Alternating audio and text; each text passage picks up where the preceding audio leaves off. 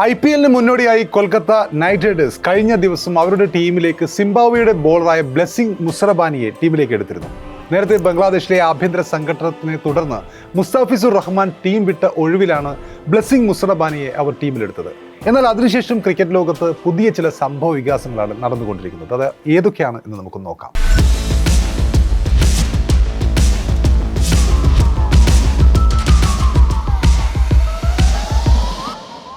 Muzarabani Indian premier ലീഗിലേക്ക് വരുന്നത് Pakistan super league അഥവാ PSL ഉപേക്ഷിച്ചാണ്.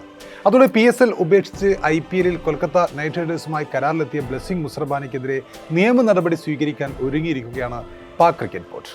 നേരത്തെ PSL ലേലത്തിൽ അൺസോൾഡ് ആയിരുന്നു മുസറബാനി. പിന്നീട് വെസ്റ്റ് ഇൻഡീസ് താരം ഷമർ ജോസഫിന് പകരമായിട്ട് ഇസ്ലാമാബാദ് യുണൈറ്റഡുമായി അദ്ദേഹം കരാർ ഒപ്പിടുകയായിരുന്നു.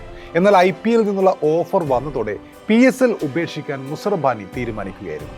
ഫ്രാഞ്ചൈസിയുമായുള്ള കരാർ ഒപ്പിട്ട ശേഷം അവസാന നിമിഷം പിന്മാറുന്നത് ചൂണ്ടിക്കാട്ടിയാണ് മുസറബാനിക്കെതിരെ PCB നടപടിക്ക് ഒരുങ്ങുന്നത്. നഷ്ടപരിഹാരം അടക്കം അവർ ആവശ്യപ്പെടുമെന്നാണ് സൂചന.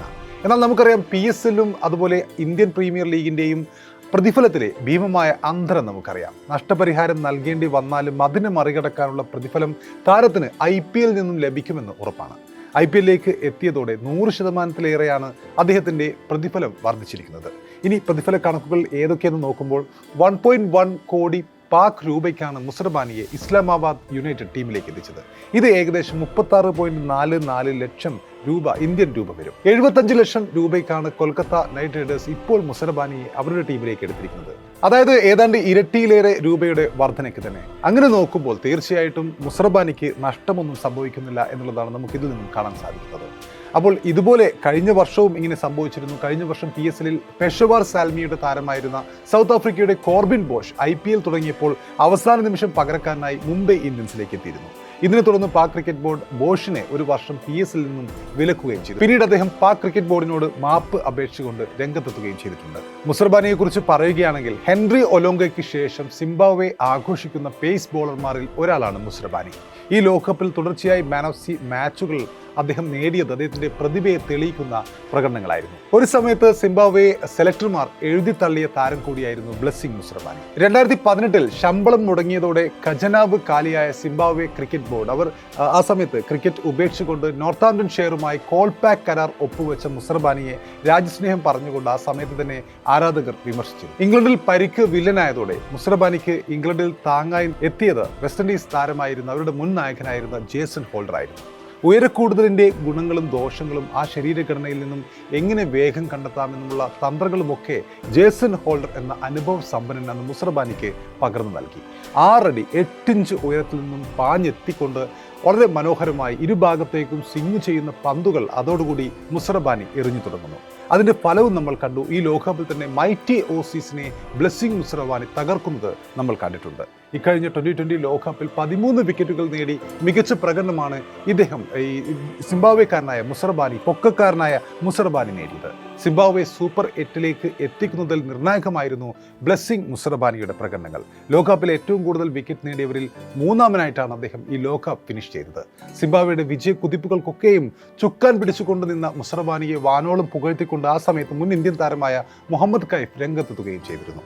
ഇപ്പോൾ IPL ലേലം നടന്നില്ലെങ്കിൽ 20 കോടി രൂപ അദ്ദേഹത്തിന് ഉറപ്പായിരുന്നു എന്നാണ് ആ സമയത്ത് മുഹമ്മദ് കൈഫ് പറഞ്ഞത്. കൈഫിൻ്റെ വാക്കുകൾ ഇങ്ങനെയായിരുന്നു: മുസറബാനി ഒരു അസാമാന്യ ബോളറാണ്.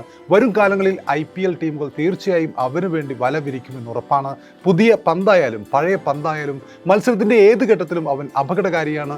ഈ ലോകകപ്പിലെ അവൻ്റെ പ്രകടനം കണ്ടിട്ട് ഞാൻ ഉറപ്പിച്ചു പറയുന്നു, ലോകകപ്പിന് ശേഷമായിരുന്നു ഒരുപക്ഷെ IPL ലേലം നടന്നിരുന്നെങ്കിൽ അവന് കുറഞ്ഞത് 20 കോടിയെങ്കിലും ലഭിക്കുമായിരുന്നു.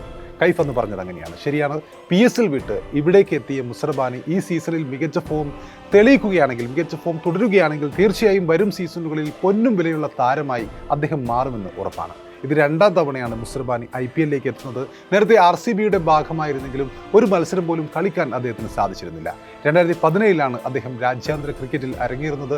89 2020 മത്സരങ്ങൾ കളിച്ചിട്ടുള്ള മുസറബാനിക്ക് 106 വിക്കറ്റുകൾ ഇതുവരെയും വീഴ്ത്താൻ കഴിഞ്ഞിട്ടുണ്ട്. കൊൽക്കത്തയെ സംബന്ധിച്ചിടത്തോളം മുസറബാനി കിട്ടിയത് ഒരു ലോട്ടറി തന്നെയാണ്. നേരത്തെ 9.20 കോടി രൂപ നൽകിക്കൊണ്ട് വാങ്ങിയ താരമായിരുന്നു ബംഗ്ലാദേശിന്റെ താരമായ പേസ് ബോളറായ മുസ്താഫിസുർ റഹ്മാൻ. പിന്നീട് പ്രതിഷേധങ്ങളെ തുടർന്ന് കൊൽക്കത്ത അദ്ദേഹത്തെ പുറത്താക്കുകയായിരുന്നു.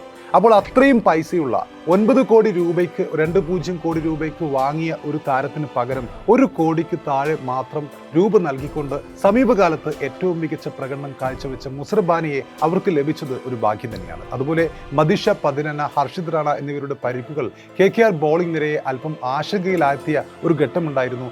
എന്നാൽ ഇപ്പോൾ ബ്ലെസ്സിംഗ് മുസറബാനിയുടെ വരവോടെ പേസ് നിര കൂടുതൽ ശക്തമാകുമെന്ന് ഉറപ്പാണ്. അങ്ങനെയാണ് മാനേജ്മെന്റ് പ്രതീക്ഷിക്കുകയും ചെയ്യുന്നത്. അപ്പോൾ മികച്ച വേഗവും ബൗൺസും കൊണ്ട് ബാറ്റ്സ്മാൻമാരെ വിറപ്പിക്കാൻ കഴിവുള്ള മുസറബാനി കൊൽക്കത്തയ്ക്കൊപ്പം ചേരുമ്പോൾ ഈ IPL എന്താവും അദ്ദേഹത്തിന്റെ പ്രകടനം എന്ന് കാണാൻ കാത്തിരിക്കുകയാണ് ക്രിക്കറ്റ് പ്രേമികൾ.